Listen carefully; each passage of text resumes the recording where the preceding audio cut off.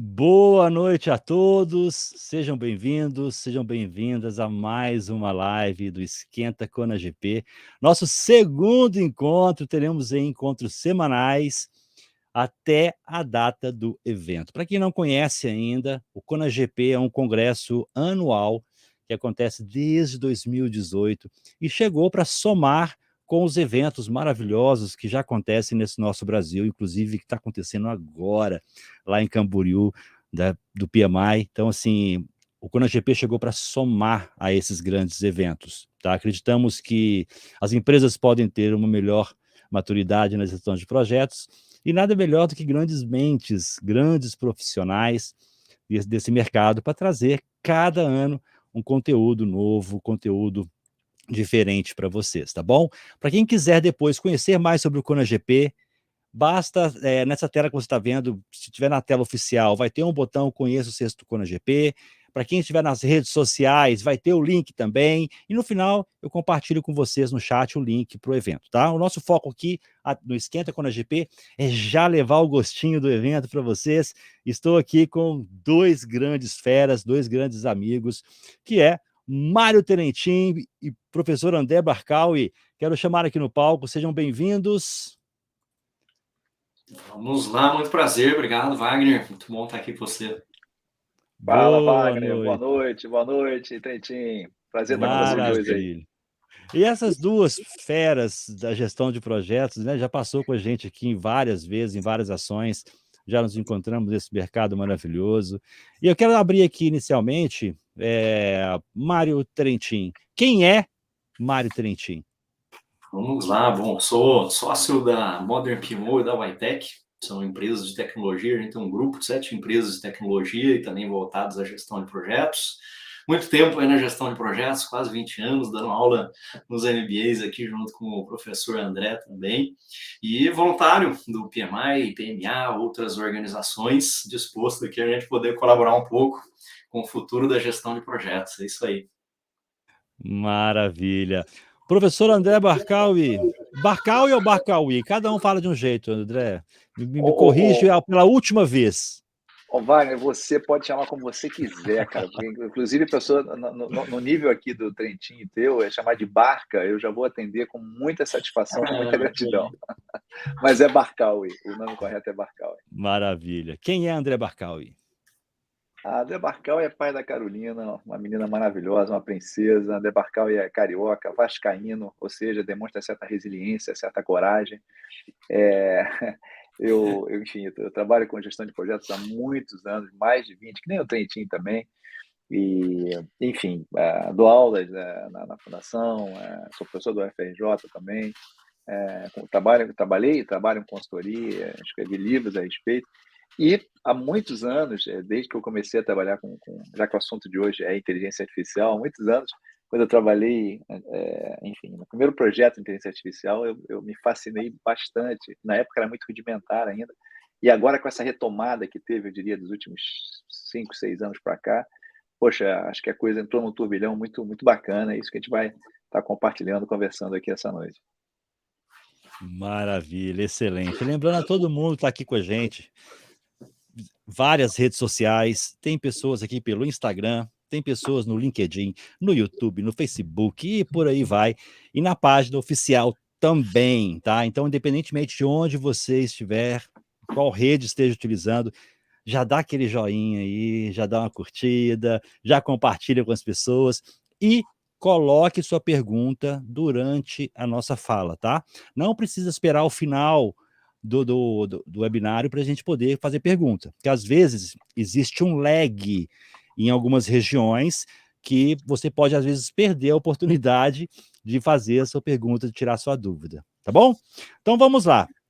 Vamos começar aqui para quem está à minha esquerda aqui já na tela, não sei para vocês como é que é, mas André Barcaui, na sua visão, vamos começar com essa pergunta base do nosso tema de hoje. Na sua visão, qual realmente é o futuro do GP nessa nova era digital? Olha, você sabe que é curioso isso, né? Assim, eu estou muito feliz de estar vivo nessa época, né? Porque há um tempo atrás, 2019, se não me engano, o Gartner Group lançou um paper e o Trentin conhece, falando, foi meio bombástica a notícia, falava que 80% das tarefas do gestor de projeto seriam substituídas de alguma forma por ferramentas, aplicativos de inteligência artificial.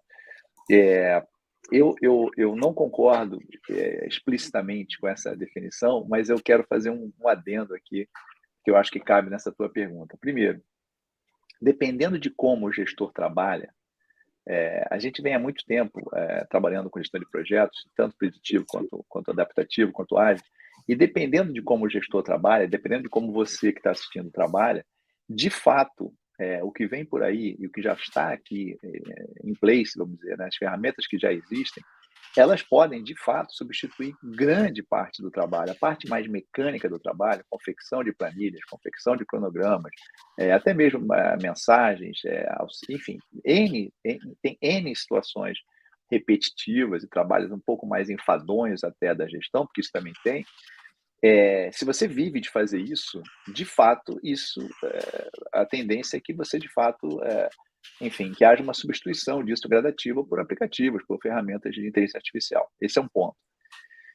Por outro lado, quanto mais as máquinas entrarem, e elas vão entrar, isso assim, é fato, quanto mais elas entrarem, na minha visão, mais vai sobrar espaço para que a gente faça o que a gente faz de melhor. Quando eu digo a gente, nós gestores, né?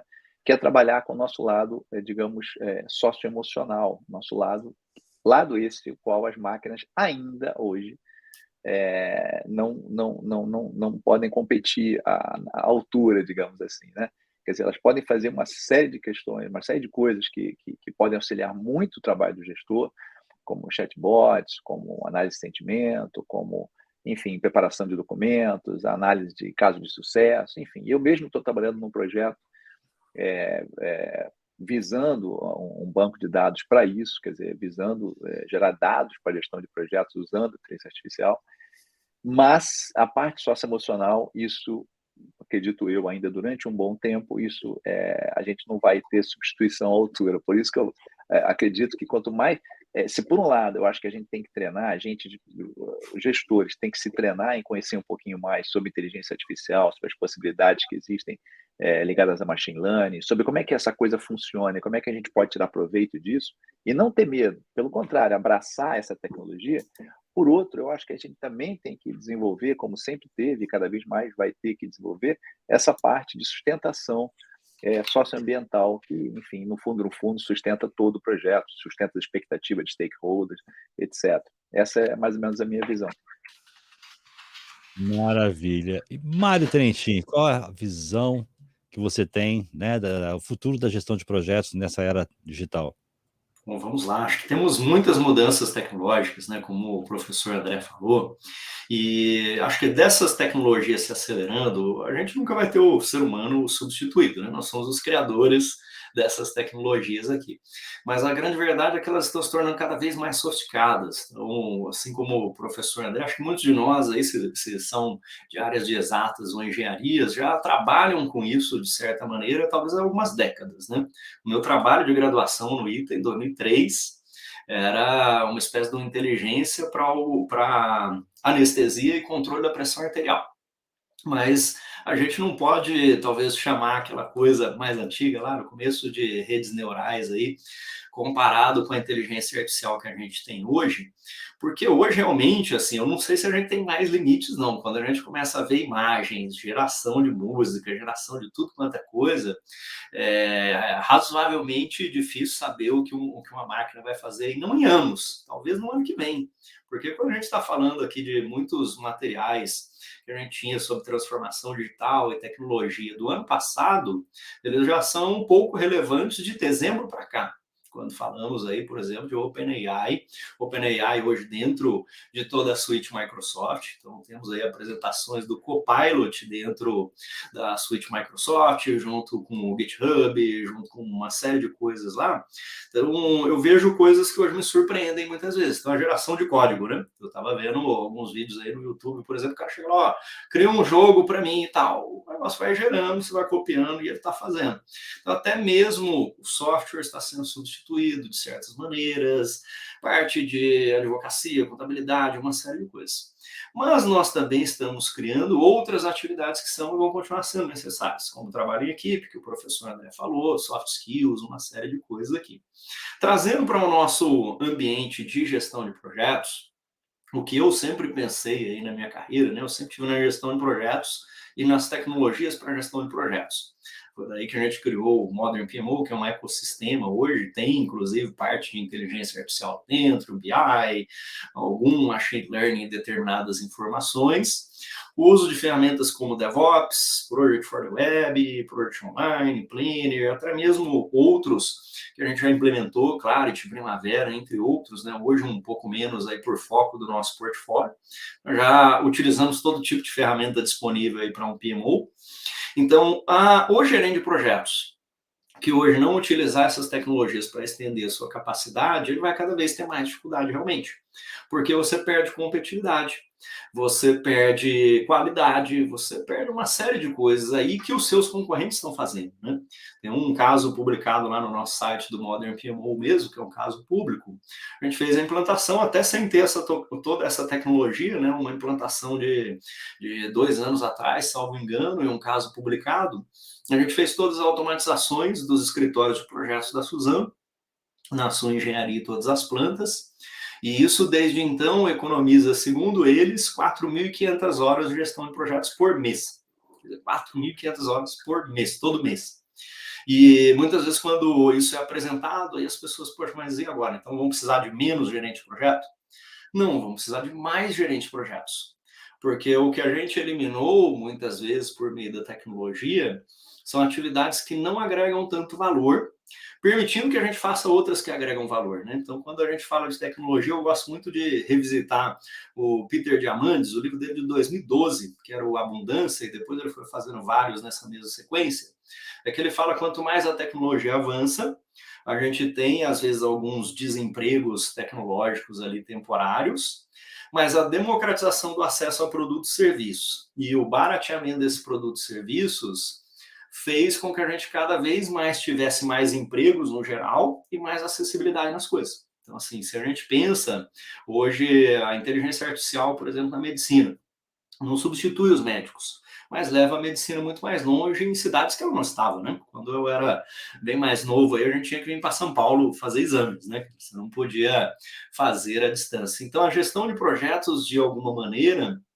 vai também passar, talvez, por mais escritórios de projetos virtuais. Era uma coisa que a gente falava há bastante tempo. Tem, inclusive, no modelo de escritórios de projetos lá da Axelos, antigo, P3O, já falava sobre escritório de projetos distribuído, escritório de projetos virtual, escritório de projetos remoto. Então, não preciso necessariamente de uma estrutura centralizada e que vai estar cuidando de todas aquelas coisas. A gente pode agora ter processos mais flexíveis, que a tecnologia permite, o uso da inteligência artificial dentro da nossa gestão de projetos distribuída da organização. Então, usar melhor capacidade, pessoas, finanças, uma série de coisas que provavelmente a gente vai ver aqui nas perguntas, né? Os usos e aplicações da inteligência artificial na gestão de projetos. Então, acho que o grande recado que o professor André falou, não tenha medo, procure estudar e se desenvolver. É uma mudança gradual, então a gente tem tempo para se preparar. Acho que é importante, às vezes, a gente vê alguns avanços por aí, não significa que ele vai se refletir imediatamente em todos os países, em todas as indústrias. A gente vê alguma coisa surgindo ali, a gente tem 1 ano, 2 anos, enfim, para aquilo ali começar a realmente entrar nas empresas. Mas esse é o momento para se preparar, com certeza. Tanto que o PMI fez isso, né? Então, o PMI está numa jornada de cada vez mais pensar na economia de projetos, que é a gestão de projetos como execução da estratégia, por meio da tecnologia, que foi criado o Framework Citizen Development. Então, lá, embora não fale especificamente só da inteligência artificial, está falando de todas as novas tecnologias. Maravilha, Mário. E aqui, ó, eu quero agradecer a prontidão dos participantes. A página oficial, ela teve alguma disrupção por algum motivo, mas como nós estamos no meio, eu não vou.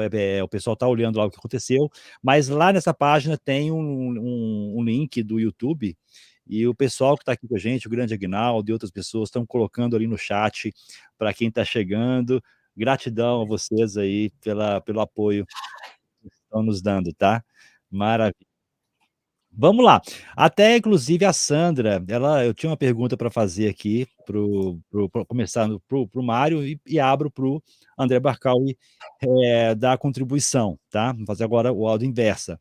Então eu vou direto para a pergunta dela, tá? Da Sandra. Na opinião de vocês, quais processos de GP podem ser afetados primeiro e quais serão difíceis de automatizar? Com certeza, em primeiro lugar, são os repetitivos. De alguma maneira, porque se você não fizer a rotina, você não consegue cuidar do projeto, né? Então, assim, relatórios, coleta de dados, análise de dados, isso aí já é um negócio superado. Se você não estiver fazendo isso com a ajuda de alguma ferramenta, tome muito cuidado. Então, assim, não dá para eu estar coletando informações, mandando e-mail para as pessoas, ligando, muitas reuniões, porque hoje a gente já tem ferramentas para fazer isso, de razoável simplicidade, vamos dizer, nas organizações, e com isso você ganha muito tempo, né? No caso que eu falei, por exemplo, que foi essa implementação da Suzano, é que muitas vezes você passa tanto tempo coletando informações, trabalhando informações, e aí montando as apresentações para isso, fazendo as análises dessas informações, para aí você fazer o que a gente tem a melhor capacidade de fazer, que é a tomada de decisão e poder fazer os planos de ação, enfim, implementar.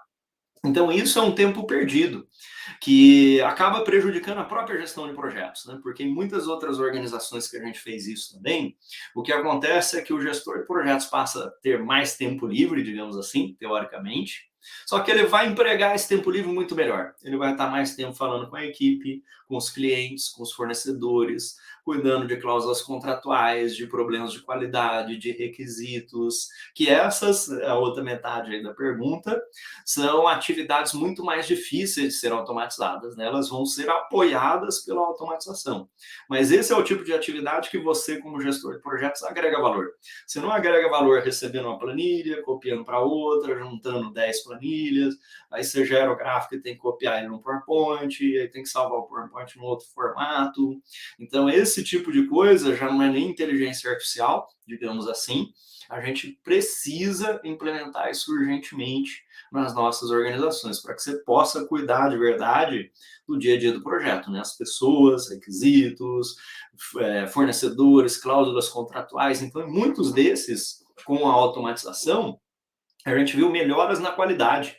Porque muitas vezes o gerente do projeto ele começa a deixar cair os pratinhos ali de qualidade, defeito, requisito que passou errado. Por quê? Porque ele está cuidando de planilha do orçamento, para ver que deu R$ 42 a mais no que ele baixou do SAP e a planilha está diferente, por exemplo. Então, começaram a ter menos problemas com equipes, menos problemas com cliente, menos problemas com fornecedores. Então, veja também, né, se você, como gestor de projetos, isso vale para a empresa como um todo, né? Nós, gestores de quaisquer áreas. Se a gente está tentando fazer um trabalho que uma máquina faz muito melhor que a gente deveria usar o apoio dela, né? Assim, as tecnologias, como o Steve Jobs falava, que o computador é a bicicleta da mente, né?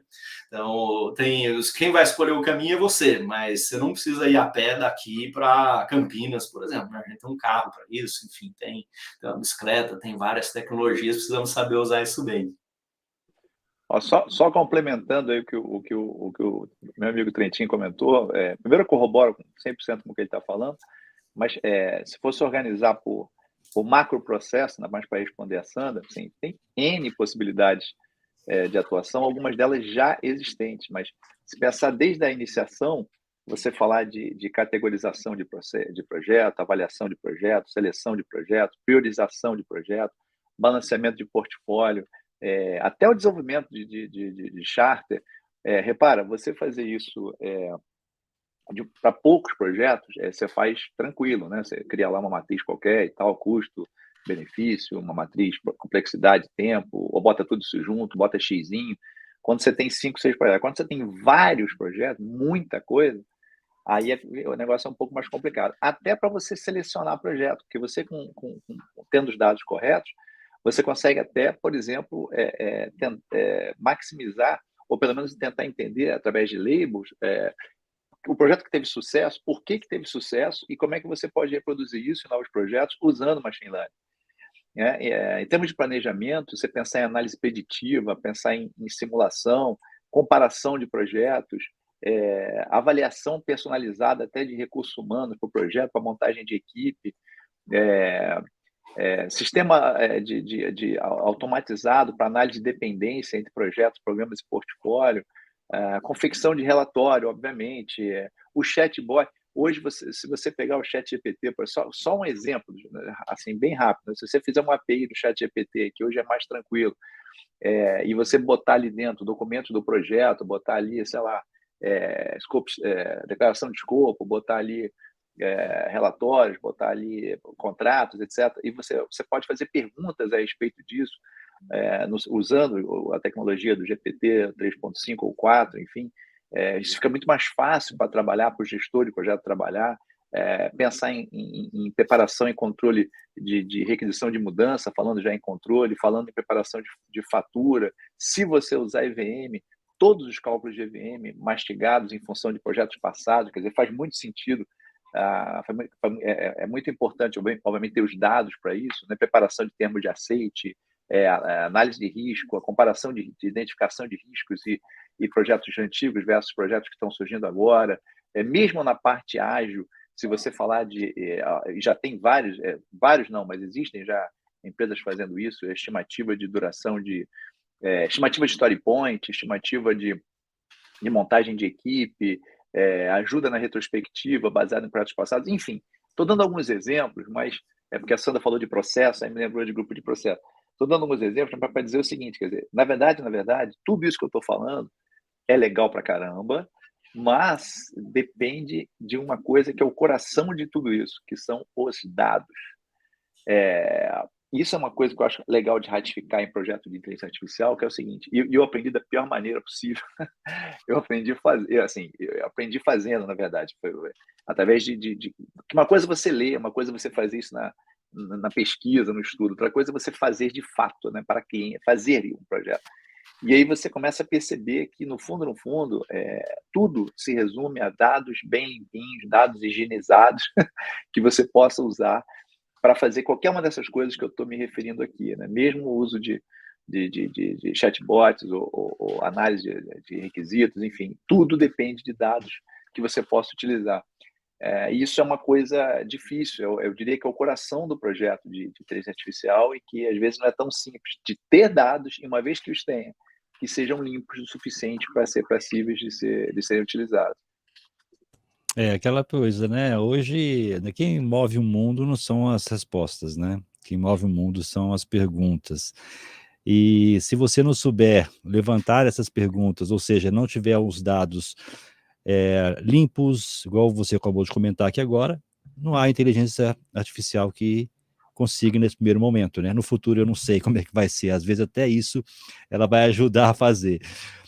Então, vamos lá, então, gente. Lembrando, podem colocar as perguntas aqui no chat, tá? Enquanto nós vamos aqui batendo papo, podem colocar a pergunta de vocês aqui. E o professor André Barcaui, eu quero fazer uma pergunta para você aqui, o seguinte, baseado, né? É o seguinte, qual a diferença? Que pessoas podem estar aqui e estar perguntando qual a diferença de projetos SW, de softwares, né? Para projetos de IA. Isso aí também eu descobri da maneira mais da maneira menos, digamos, teórica possível, vamos colocar assim. A minha primeira formação foi na área de software, né? Eu venho de gestão de projetos de software, etc. Pelo menos projetos grandes de implementação de software ou de data centers, enfim, muito parecido até com o Trentino nesse ponto. Mas a questão toda é a seguinte: quando você fala de software, a grossíssimo modo, você está falando que você tem dados, você está falando que você quer um resultado desejado a partir desses dados, então você cria um algoritmo, você cria uma lógica ali para, a partir desses dados, gerar um resultado. Basicamente, software faz isso, né? Claro que pode ser de diversas escalas que a gente está falando aqui, mas basicamente é isso. Dados uma lógica que vai produzir ali um resultado. Então, você quer um controle de estoque, você vai fazer um sistema de controle de estoque que vai te produzir o estoque, digamos, controlado, né? Muito bom. Só que quando você fala de machine learning, quando você fala de projeto de IA em geral, você também tem os dados, isso é uma entrada importante, só que o output já não. Diferente do projeto de software, em que o output é o comportamento desejado que você almeja, aqui é o contrário, quer dizer, você entra com os dados e você coloca também o comportamento desejado, ou seja, o teu objetivo, e a partir disso a máquina vai te gerar a lógica, por assim dizer, que em projeto de IA a gente chama de um modelo.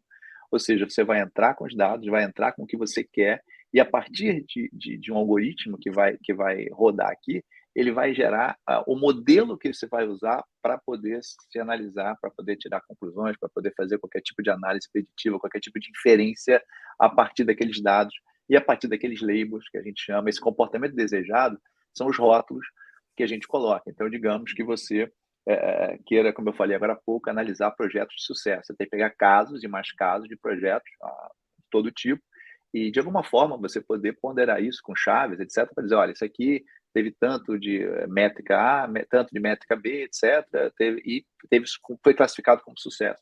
Então, se você tiver vários desses, você rotula vários desses e você tenta entrar com outro projeto daqui a um tempo.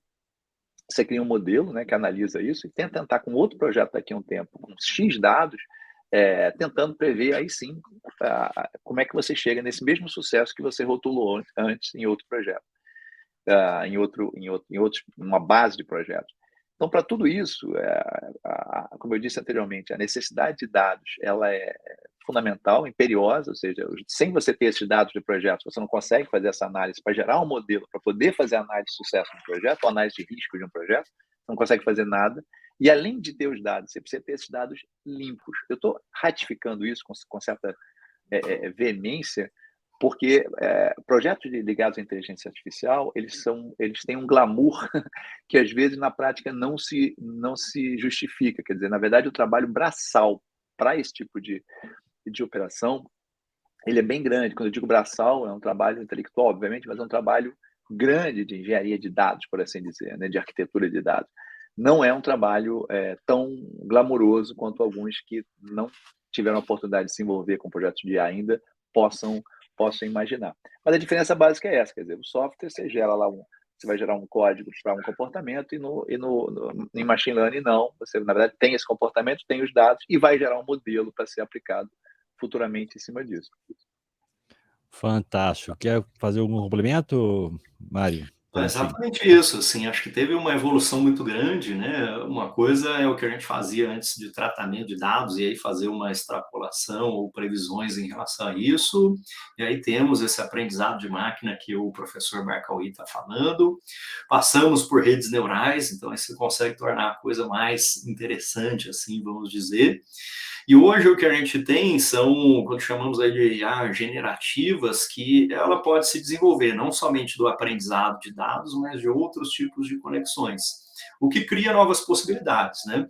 Acho que essas possibilidades, inclusive, como a visão computacional, uma melhoria muito grande da robótica hoje. Então, quando a gente pensa em robôs do passado, né, a gente tinha uma certa dificuldade aí até de atualizar, enfim, de treinar, de uma série de coisas. Esses treinamentos hoje de inteligência artificial são feitos de uma maneira bastante mais rápida também, mais eficiente e com novas possibilidades para a gente avançar daqui para frente.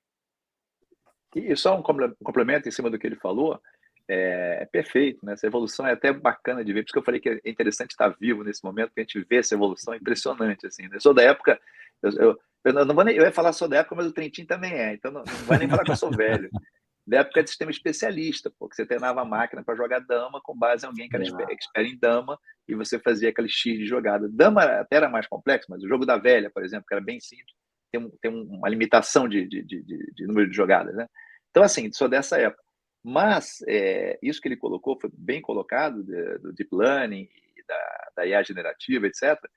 Isso é show, isso é muito legal, porém, existem questões importantes relacionadas a isso, ligadas à ética. Tá? Eu não quero entrar agora, talvez até surja uma pergunta a respeito, não vou me adiantar, mas me preocupa muito certas questões ligadas às coisas que a gente tem visto hoje em dia, enfim, usando Deep Learning, por exemplo, que é uma IA, por vezes, de não tão simples interpretação justamente desse algoritmo que leva ao modelo. Mas, enfim, isso só quis colocar para não perder o pointer aqui. Maravilha, excelente. Ó, vamos lá, temos mais perguntas no chat aqui. Vou fazer a pergunta do Giovanni Francelino. Na opinião de vocês, quais são as maiores deficiências ou restrições de infraestrutura que podem comprometer o uso da IA na gestão de projetos? Aí fica à vontade, Mário ou professor André.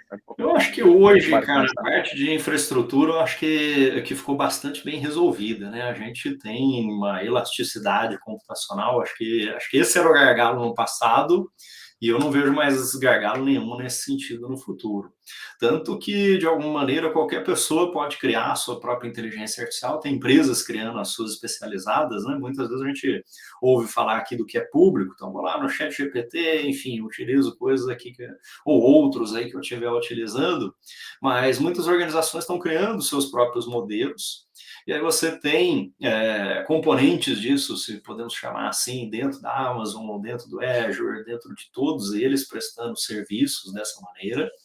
Então, acho que assim, do ponto de vista de infraestrutura, a gente não tem mais nenhum problema, porque temos um conjunto de vendors muito grandes e escaláveis, né? Uma coisa que eu não sei se vai se concretizar, mas é uma coincidência, porque eu estava relendo o livro Inevitável, que o cara fala das tendências tecnológicas, ele é de 2019 ou de 2020, então ele fala de muitas coisas, estava revendo para ver o que deu certo, o que não deu certo, e uma das coisas que ele falava lá é que as nuvens vão se unir. Então, ele falava que a gente tinha barreiras, nem tinha LGPD em 2019, salvo engano, mas ele falava que tinha barreiras legais de partilhamento de dados, uma série de coisas, mas que em algum momento, Amazon, Google, Microsoft, enfim, Facebook, as maiores nuvens aí, vão de alguma maneira conseguir se unir, se colaborar de alguma maneira, e aí nós vamos ter muito mais facilidade, um barateamento maior ainda, né? Mas eu não vejo nenhum problema de infraestrutura, sinceramente. Concordo, gênero, número e grau. Pô, você parar para pensar, você tem uma GPUzinha hoje, uma GPUzinha. Pô, primeiro é barato, exatamente. Primeiro estamos falando de $1.000, sei lá, é bem mais barato. Segundo, uma GPUzinha tem poder de processamento 100 vezes maior do que tinha uma CPU há 20 anos atrás. Então, assim, nós estamos falando de 100 teraflops, de 100 trilhões de operações por segundo, com um negócio que custa $1.000 e poucos. Então, assim, aliás, a base do GPT, é interessante o GPT, porque o GPT, a gente pensa sempre que algoritmos sofisticados, novos, etc., vão surgindo, e o GPT ele fez uso de uma coisa diferente, que ele basicamente aumentou a quantidade de neurônios, vamos dizer, que a gente tem à disposição, quer dizer, ele aumentou o parque tecnológico, aumentou a quantidade de GPUs, aumentou a quantidade de parâmetros, né? Isso o GPT 3.5. Então ele aumentou a quantidade de conexões, de sinapses, por assim dizer, e o resultado é o que a gente está vendo, o resultado, para mim, extraordinário, está muito bacana. Então, assim, eu também não vejo problema de infraestrutura eu não sei se ele quis dizer infraestrutura de outra forma, mas hardware, eu realmente não vejo maiores problemas. Pelo contrário, eu acho que a coisa vai caminhar a passos largos aí pela frente. Excelente, maravilha. Giovanni, se tiver mais alguma contribuição, detalhes, é só colocar no chat aqui que a gente responde, tá?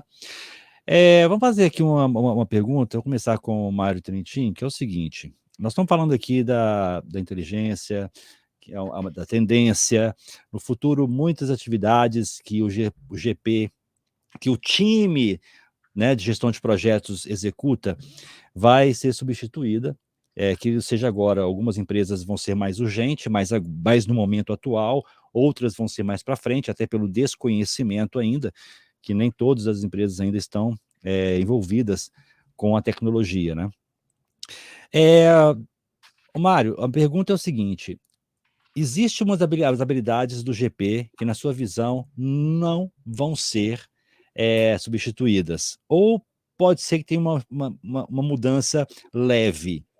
E isso ajuda muitas pessoas que estão aqui com a gente agora, às vezes, a focar no seu desenvolvimento. Tem muito estudante, inclusive eu quero aqui agradecer a participação do professor Rogério Homem da Costa. Ele está agora em sala de aula com todos os alunos vendo no telão a nossa live aqui. Então, da IFSP, do campus Guarulhos. É um prazer ter vocês aqui, tá? Ok? Então, assim, para as pessoas, para os estudantes, para as pessoas que estão começando na área, para as pessoas que já são da área e estão assim, e agora? O que eu faço? Onde eles devem jogar a atenção deles para que eles, daqui a um futuro próximo, que a gente sabe que está tudo andando tão rápido, né? No futuro próximo eles estejam mais capacitados, não sejam a pessoa certa no lugar certo, e sim, né? Eu falei errado, a pessoa no lugar certo na hora certa, né? Mas que também seja a pessoa certa para aquela ocasião. Bom, acho que vocês têm que cada vez mais se focar nos fundamentos, estudar muito aí quem está na graduação, está na pós-graduação, porque para mim tem um mau entendimento de que a gente não precisa saber nada só porque tem a inteligência artificial. Você pode ir lá procurar no ChatGPT ou em qualquer outro lugar, assim como a gente teve o Google, enfim. Então, todas essas ferramentas, em primeiro lugar, elas precisam ser construídas por alguém, treinadas por alguém. E esses alguém são muito bem pagos, certo? Então, assim, se a gente comparar com avanços da tecnologia do passado ou físicos, que vai ficar muito claro para a gente. Então, se você, antes, no passado, né, a gente não tinha carro, aí você precisava saber se orientar, sei lá, bússola, enfim, e ter uma boa porte físico para você sair do lugar A para ir para o lugar B. Aí, quando você tem um carro, você talvez não precise saber nada disso, porque você tem GPS, etc. Mas você não é a melhor pessoa paga só porque você dirige um carro. Tudo isso aí está disponível para a gente, né? Um produto como outro qualquer. Você vai lá e compra, daqui a pouco você vai comprar inteligência artificial, como a gente vai no supermercado e compra ovos e tudo mais lá, né? É uma commodity, é um serviço daqui bem pouco tempo, que está em tudo, está no seu reloginho aqui, está em tudo, né? Agora, as pessoas que vão construir essas coisas, elas precisam não somente entender do software, então também tem muitas outras pessoas caminhando aí para querer fazer engenharia da computação, etc. São excelentes carreiras, mas não são as únicas carreiras. Então, se eu vou construir um sistema voltado a advogados, por exemplo, contabilidade, gestão de projetos, né? Então, assim, tudo que foi desenvolvido de inteligência artificial na gestão de projetos está sendo feito pelos maiores especialistas de gestão de projetos, apoiados por pessoas de software. Eu participo de um grupo de pesquisa que é liderado pelo professor Harold Kessner, por exemplo, que é inteligência artificial aplicada à gestão de projetos. São todos especialistas em gestão de projetos, que estão trabalhando na gestão de projeto há muito tempo, vendo lá Framework, PMBOK, Prince, Scrum, enfim, todas as coisas aí, viram, aplicaram, viram que aquelas coisas funcionam e agora estão desenvolvendo as ferramentas que vão torná-los mais eficientes, né?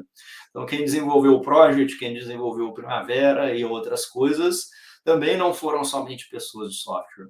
Então, seja lá a área que você está assistindo, né? Não sei se é de projetos aí, ou enfim, uma graduação de engenharia, se você tiver aí a informação completa aí, o Wagner, se puder, mas estude a sua profissão. Isso eu até fiz um webinar bastante tempo atrás, ali, quando começou essa questão da inteligência artificial, porque muita gente ou achava que não ia ter que estudar mais nada, que está errado, você vai ficar para trás, ou achava que todo mundo ia virar desenvolvedor de software, que está errado também.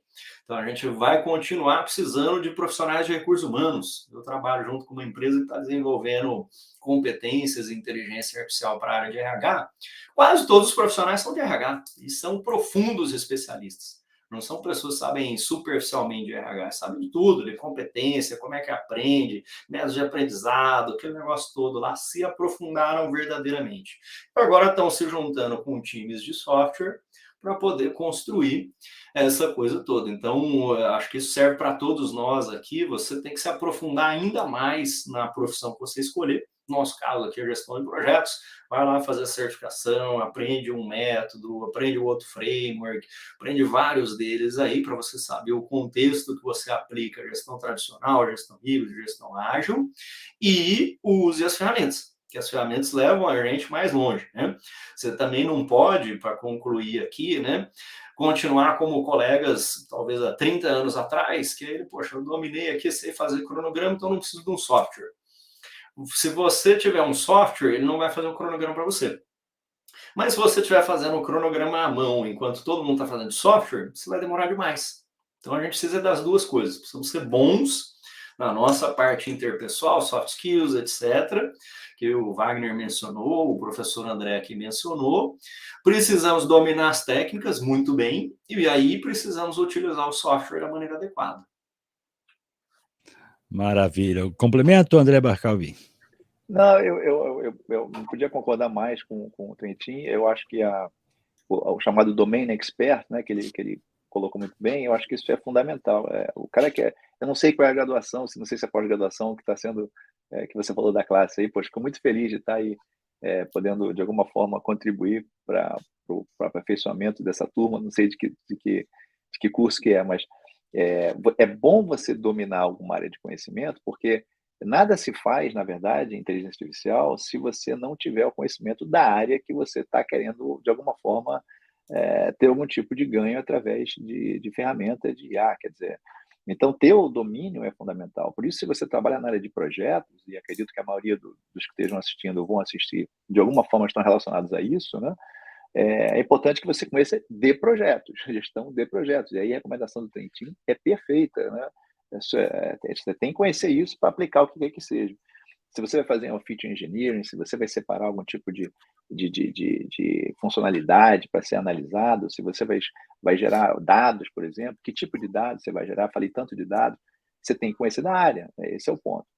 Agora, dito isso, eu acho que faz muita diferença, pelo menos tem feito para mim, né? Quando você conversa com. Eu não sou cientista de dados, ainda que eu tenha me aventurado e ainda continuo me aventurar, mas é por gosto, não é por. Enfim, e faz muita diferença conversar com uma equipe de que tem cientista de dados, arquiteto de dados, engenheiro disso, de machine learning, etc., se você tem domínio também da parte do que pedir, do como pedir, o que é possível produzir, o grau de dificuldade e de esforço que está embutido nisso, as preocupações de tipo de projeto que envolvem isso ajuda bastante também na tocada de projetos envolvendo, enfim, aprendizado de máquina em geral.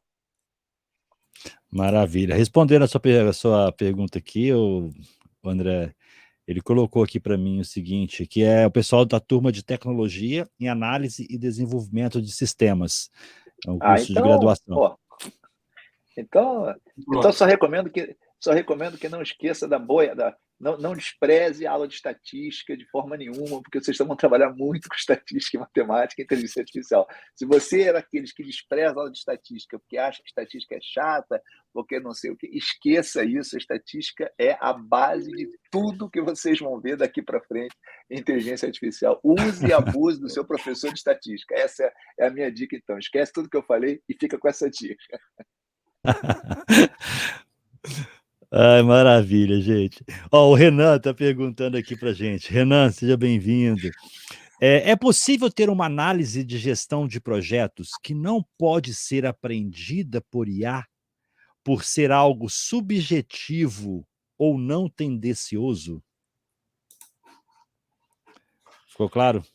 Ficou, Não, cara, mas tô eu de acho, novo eu aqui. acho difícil pensar, né? É mais fácil aí saber o que dá para fazer hoje do que o que não dá para fazer. Eu acho que em algum momento, o que acontece, assim, as coisas que são subjetivas de alguma maneira, elas muitas vezes caminham pelo menos para ter algum framework, orientação. Então, quando a gente fala sobre tomada de decisão é uma coisa que envolve a pessoa, o seu background, uma série de coisas. A gente procura criar estruturas, critérios, orientações, que a pessoa pode até se desviar daquilo se tiver uma justificativa, então sistemas de apoio à decisão, por exemplo, mas que uma vez sendo treinado aquilo ali, porque uma coisa que tem acontecido cada vez mais também, é que você pode criar inteligências artificiais para, de alguma maneira, ele moldar o seu comportamento. Então, são chamados, às vezes, aí de gêmeos digitais, né? Então, eu posso colocar uma pessoa escrevendo ali respostas, ou enfim, tomando decisões, qualquer tipo de coisa, acompanhado pela inteligência artificial. Sempre que ela errar, eu vou corrigir para dizer o que eu queria fazer. De certa maneira, é como se eu estivesse treinando alguém para trabalhar comigo. Então, assim, eu não fiz isso ainda, mas já li a respeito e vi resultados de você, por exemplo, criar uma inteligência artificial que vai escrever como você, vai responder os seus posts, enfim. Tem até uma coisinha do OpenAI aí que você pode criar dentro do WhatsApp. Eu vi, um colega até usou esse negócio, não cabe assim, também não tem tempo de fazer tudo, né?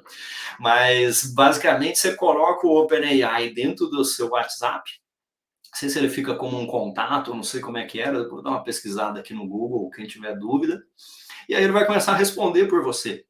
Então, eu posso criar um atendimento. Então, alguém me pergunta sempre as mesmas coisas, ou enfim, começar a escrever com as minhas características e tudo mais, você vai conseguir fazer. Então, de certa maneira, eu acho que às vezes a gente coloca essa questão da subjetividade como uma desculpa para a gente não fazer uma boa estruturação, até mesmo da gestão de projetos, né? Então, isso aqui, cada projeto é de um tipo, então não vamos desenhar, não. Poxa, pelo menos você pode criar uma tipologia, uma categorização. Claro que nem todos vão cair lá, mas assim, projetos parecidos de inovação, projetos parecidos de engenharia, aí eu elimino, ou pelo menos eu reduzo, né? Nunca vou eliminar, mas vou reduzir a subjetividade. Análise de riscos, então a gente faz análise de riscos em boa parte qualitativa por falta de informações históricas. Então, não é que o risco é subjetivo, é que você pega um cara que é mega especialista ali de construção, de engenharia, ele fala, isso aqui é um risco alto. Mas por quê? Porque ele tem toda a experiência dele. Mas aquilo ali não foi categorizado e não foi criado um histórico daquilo. Então, eu vejo que cada vez mais hoje a gente caminha para ter padronizações flexíveis, que aí você pode mudar o padrão. Então, essa é uma coisa inteligente ou bacana aí da inteligência artificial, se a gente parar para pensar. Que o nosso modo passado é que eu tinha que criar quase uma fórmula matemática e que entrou A, sai B. Quando eu estou treinando modelos de inteligência artificial, eles vão evoluir com isso também. Então, não vai sempre entrar A e sair B. Eu posso ir mudando algum contexto, algum parâmetro ali e ter uma melhoria disso. Então, eu, sinceramente, não vejo um limite nesse sentido. Eu acho que até mesmo as coisas subjetivas, né? A gente vê música e poesia sendo criada, né? Tem até algumas teorias lá, né, sobre os maiores hits aí criados porque você tem um aprendizado daquilo, né? E hoje você parametriza isso também, né? Você consegue parametrizar isso. Aquilo que o Trentin comentou do WhatsApp, esse eu não fiz ainda, mas eu estou fazendo para e-mail. Eu estou fazendo uma API para e-mail. Eu só não acabei ainda porque você paga pelo uso não da API, mas da chave do OpenAI, né? Do chat. Então, você paga por token, você paga por palavra. Então, é uma coisa ligeiramente... se você deixar aquilo solto, você até pode avisar a chat, olha, eu quero usar até tantas palavras, e acima disso você me avisa para saber que não vou gastar mais tantos dólares, né? Mas você pode criar API para literalmente quase tudo usando o chat GPT, inclusive parametrizando isso, né? Você pode deixar que ele te conheça mais. Essa subjetividade, na verdade, a subjetividade tem a ver com a idiosincrasia da pessoa. Então, na medida que você se deixa conhecer, que você se deixa ser conhecido, você começa a eliminar esse tipo de, ou pelo menos minimizar esse tipo de subjetividade, vamos dizer, né? Começa a coisa a ficar mais natural. Sem falar que hoje você tem hoje não, já há algum tempo você tem classificações, até usando regressão logística, outras coisas, que você consegue criar categorização a partir dos dados não supervisionados. Então, enfim, tem várias formas de você, estou tentando dizer isso, tem várias formas de você lidar para isso. A forma que você usa para pesar, para usar os pesos no pesado profundo, que o Trentin comentou, tem várias formas que você pode, digamos, ponderar, parametrizar, parametrizar essa subjetividade. Então, dá para... A gente está chegando num ponto em que isso vai facilmente ser...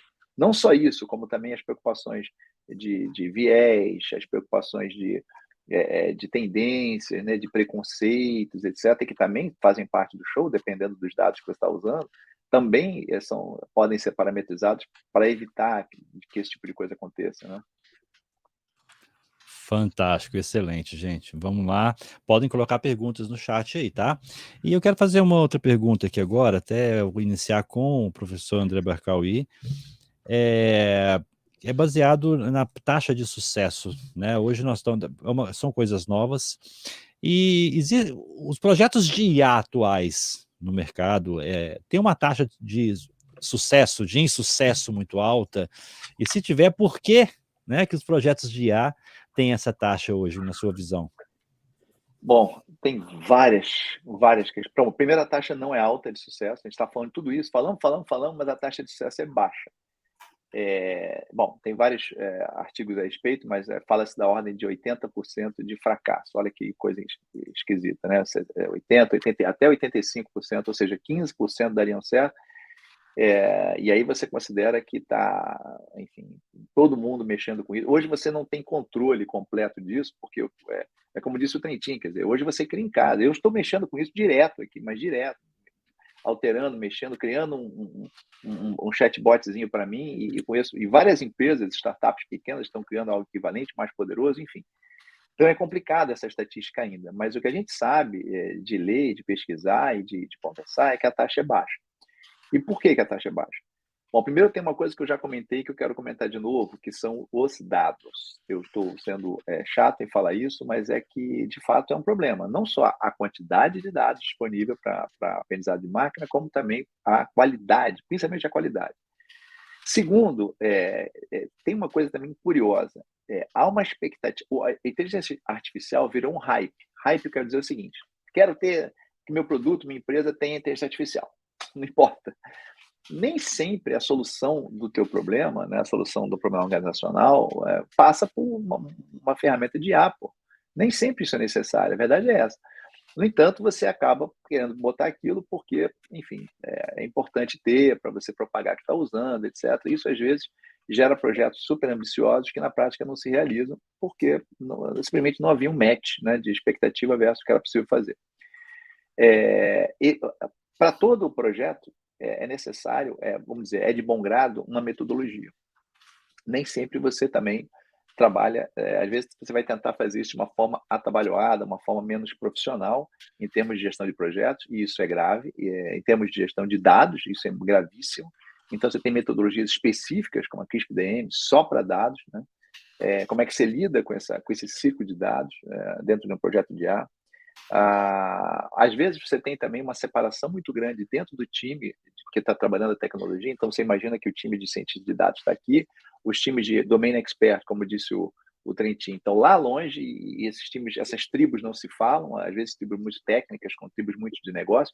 Isso é um absurdo, não deveria haver essa dicotomia, mas existe e eu já vi acontecer. A própria definição desse time, do propósito do projeto, que deveria vir do time de negócio, às vezes não vem muito claro, e às vezes essa conversa não é fluida, não há um trabalho colaborativo. A gente sugere um trabalho mais ágil nesse sentido, e às vezes isso não acontece. Falta uma estratégia de dados, mais uma vez, para como você vai usar isso. Hoje você fala de Machine Learning Ops, né, ou seja, MLOps, ou seja, como temos DevOps, temos MLOps, ou seja, desde que você os objetivos, às vezes, né, de uma equipe de dados, de uma equipe de negócio, são distintos, e às vezes é preciso mais de um algoritmo, às vezes assim, é preciso juntar algoritmos, mais de um modelo, perdão, para que se chegue a um modelo final que acople, que acomode diferentes expectativas dessa equipe. Mais do que nunca, mais do que nada, existe uma complexidade inerente aos projetos de inteligência artificial, que também não é desprezível, pelo contrário. É um projeto, por natureza, recursivo, ou seja, você não tem a resposta certa de cara, você testa várias vezes, você testa vários tipos de algoritmos, você testa vários tipos de modelo. E outra, é um projeto diferente de software, que você dá manutenção no software, eu esqueci de falar isso na outra pergunta, que você dá manutenção, nesse caso, nos dados.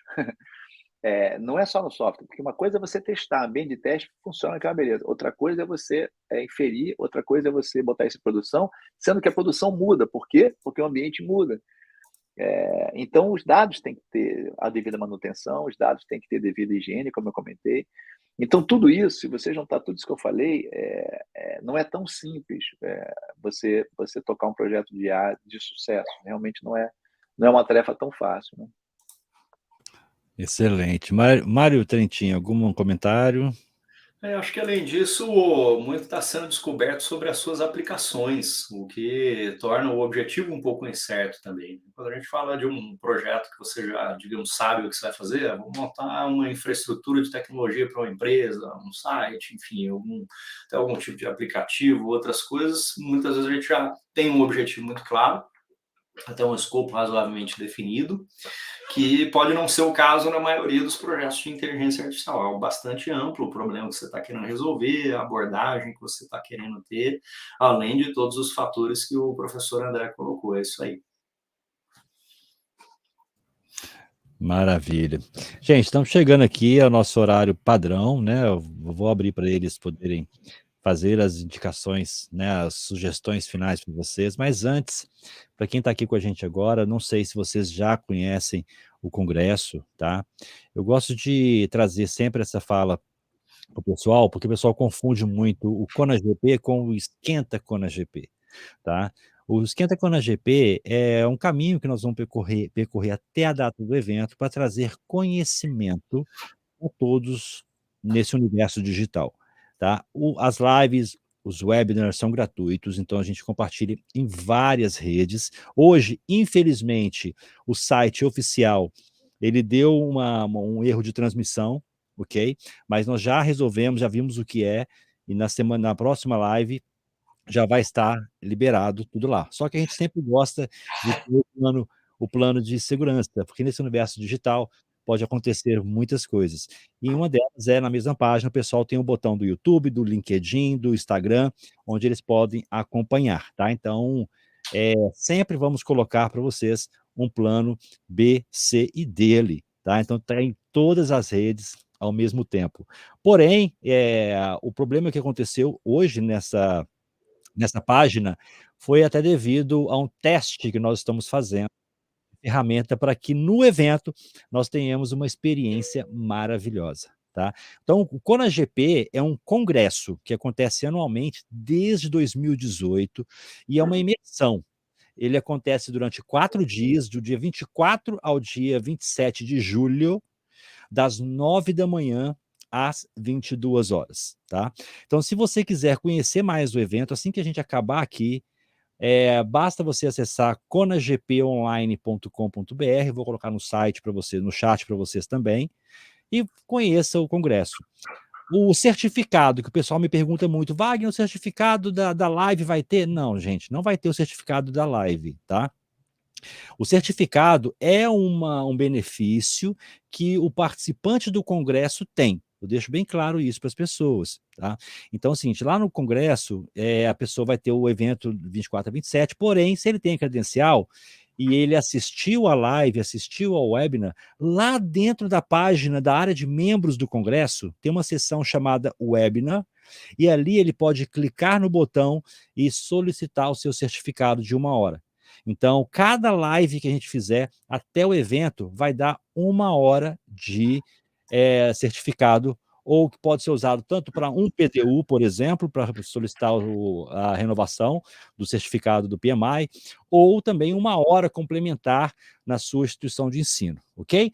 Tiverem dúvida, tá cheio de botão aqui nas redes sociais para poder perguntar, tirar dúvida, usem e abusem. Combinado? Se ficou dúvida, estamos aí à disposição de vocês, tá? Quero agradecer aqui o grande amigo Gustavo Moraes, está aqui com a gente, grande parceiro também do Mário Trentin, né, Mário? Com certeza, isso aí, Vamos... grande Gustavo. Isso aí. Grande Ânia Gomes, tá com a gente desde o início também, todo o evento, é a primeira a chegar e a última saiu. Chegou atrasada, hein, Ânia? Puxar sua orelha. Hoje chegou, foi no início, hein? Primeiro boa noite que tem, bom dia, boa tarde, é o dela, toda vez é o dela.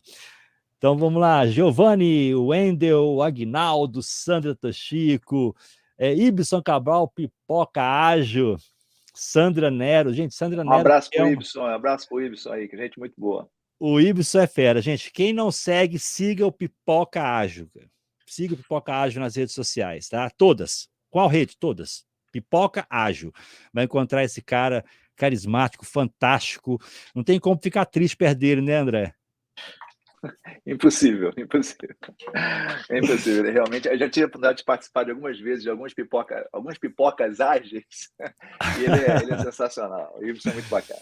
Maravilha. Márcia Dorin vai estar com a gente também no ConaGP, palestrante. Gente, olha, se vocês estão perguntando aqui, Wagner, eu acabei de acessar a página do evento, cadê o André Barcal que tá...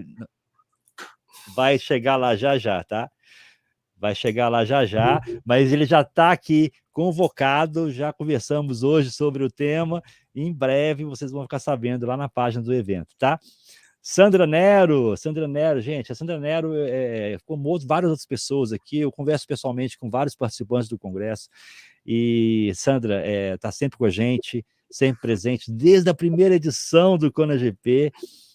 Então, Sandra, sempre um prazer ter vocês aqui com a gente, tá, gente? Se eu vou falar o nome de todo mundo, eu vou ficar 2 horas aqui, porque tem muita gente ao vivo. Todo mundo que eu não falei o nome, se sinta abraçado, tá bom? E vamos aqui para correr para o nosso final, Mário e André. Eu quero deixar aqui, eu comecei com o André, né? Então agora eu vou começar com o Mário. Mário Trentin, suas considerações finais para o pessoal que está aqui com a gente hoje e para também aproveitar e já despedir do pessoal que está conosco. Bom, em primeiro lugar, obrigado mais uma vez, Wagner, e todo mundo, recomendo fortemente, tive em todas as edições do ConaGP, é a oportunidade para você realmente aprender sobre gestão de projetos, os casos, o que as pessoas estão aplicando nas empresas, porque é exatamente o que eu falei em uma das perguntas aqui. O futuro da gestão de projetos é gestão de projetos, né? Só que é do futuro. Então, a gente precisa ter bases sólidas das metodologias que a gente está usando, sejam frameworks ágeis, sejam tradicionais, híbridos. A gente precisa ter um aprofundamento disso cada vez mais. Isso está faltando bons gerentes de projetos. Muitas vezes a gente pega, né, tem Google demais, YouTube demais, agora ChatGPT demais, e a gente fica preguiçoso em algumas das nossas atividades que não podem ser delegadas nem substituídas. Então, se aprofunde nisso com toda certeza, mas se aprofunde se atualizando. Então, vá procurar ferramentas. Aqui a gente está falando especificamente de inteligência artificial, mas você precisa dominar uma coisa que já nem é tão nova, que é Business Intelligence. Vá aprender a utilizar Power BI, Tableau, enfim, ferramentas da gestão de projetos. Seja qual software você utiliza, se usa Jira, Confluence, se utiliza Project, enfim, mas se aprofunde e domine aquilo, porque a maior parte do tempo a gente está combinando essas duas coisas, né? Não somente o framework, metodologia, experiência, soft skills, mas você está hoje, provavelmente, 6, 8 horas do seu dia utilizando ferramentas. Está fazendo reuniões no Teams ou no Slack, está usando uma ferramenta de tarefas, uma ferramenta de e-mail, uma ferramenta de gestão da informação. Então, aprenda a usar isso bem, porque à medida que as ferramentas vão evoluindo, hoje a gente vai encontrar documentos melhor, vai pesquisar coisas melhor, a gente vai ter sugestões de recursos para o projeto, já utilizamos históricos de riscos, então a gente tem uma série de coisas hoje surgindo, mas você já está sabendo como usa a maior parte da tecnologia, nessa sua alfabetização digital aí do dia a dia, você continua se aprofundando nos frameworks, nas ferramentas, na gestão de projetos. Então, com toda certeza, por todas as transformações que a gestão de projetos ainda vai passar, você vai continuar se mantendo relevante. Porque a gente sempre vai ter que começar alguma coisa e executar aquela coisa, né?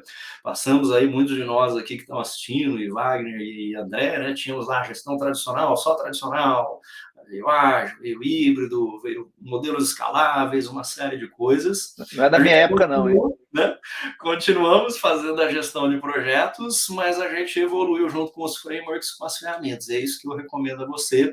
E o ConaGP vai ter muito disso, né? Participe de congressos, congresso PMI, enfim, os eventos são sempre uma oportunidade muito rica para você não só ver uma coisa conceitual ali, que às vezes a gente vê num vídeo, num artigo ali no YouTube, mas a descrição de uma pessoa que aplicou aquilo, ou de uma empresa que está usando isso, no caso. Então, inscrevam-se, né? Vamos estar lá, né? Vamos fazer uma palestra lá também, junto com o Gustavo. E quem quiser, por último aqui, quem quiser me acompanhar lá no Instagram, pode procurar aí Mário Trentin, ou lá no LinkedIn, manda uma mensagem, que é sempre um prazer enorme falar com vocês. Gratidão, Mário, excelente, gente. E vamos lá agora, grande André Barcaui. Olha, primeiro dizer que, de novo, é um prazer estar aqui. Eu acho teu trabalho hercúleo, né? Fazer congresso, gente, é mais difícil que projeto de inteligência artificial. Fazer congresso não é uma coisa trivial, e eu sei, porque eu já participei de organização, E, enfim, então o trabalho do Wagner é um trabalho assim de formiga, né? Isso que ele faz, esse esquenta, todo o processo, a preocupação técnica, a preocupação audiovisual, a preocupação com a qualidade do conteúdo, obviamente, do congresso, é sempre muito, é feito com carinho. Eu acho que vocês percebem isso, tanto é que vocês participam e estão lá sempre presentes e aprendendo, discutindo, fazendo network. Então, parabéns ao Wagner mais uma vez, e eu vou estar lá sim, vai ser um prazer palestrar mais uma vez. Estar com o Trentin também é um prazer imenso, porque é um cara que eu admiro muito profissionalmente, é uma pessoa também que eu admiro muito pessoalmente, claro, e o grau de inovação que ele sempre imprime em suas aulas, seus podcasts, seus blogs, enfim, toda a rede, a forma que ele trabalha a sua rede, trazendo sempre assuntos super relevantes, super inovadores, é muito bacana, eu aprendo muito com o Trentin. Por último, dizer, já que ele falou a parte de projetos, que eu estou também super concordo, mas ele falou bastante da necessidade de estudar isso, e eu concordo 100%, sigo estudando e acho que vou estudar o resto da vida. Às vezes, é mais difícil a gente desaprender alguma coisa do que aprender outra, né? Às vezes, caramba, a gente fica tão fechado naquilo que a gente sabe, que a gente fala, caramba, não quero mais aprender nada, não, deixa eu aqui quietinho no meu canto. E eu acho que a gente está num momento, assim, eu acho que a gente está arranhando a superfície do iceberg de inteligência artificial. No seguinte sentido, quer dizer, eu acho que vem muita coisa por aí. Então, eu acho que é um momento muito bacana de se entregar a isso aí. Eu falo isso com todos os... Eu falo com alunos, falo com colegas, falo com professores. Vou dar uma palestra em breve sobre chat GPT para professores. Olha só. Porque pessoas têm, às vezes, um receio, né, de que agora acabou, os alunos vão fazer trabalhos sozinhos, vão copiar trabalhos, não vão mais ter criatividade. Né? Eu penso radicalmente ao contrário disso. Eu penso que a gente tem que abraçar a tecnologia, tem que abraçar a inteligência artificial, tem que conhecer mais como é que isso funciona para tirar proveito disso. Então, essa coisa que eu falei que estou fazendo uma API para responder e-mail automático, não sei o quê, eu confesso que isso envolve um certo prazer também, não posso negar, mas eu faço também porque eu preciso aprender, porque eu acho que isso é importante para o meu desenvolvimento como pessoa, como profissional da área de projeto.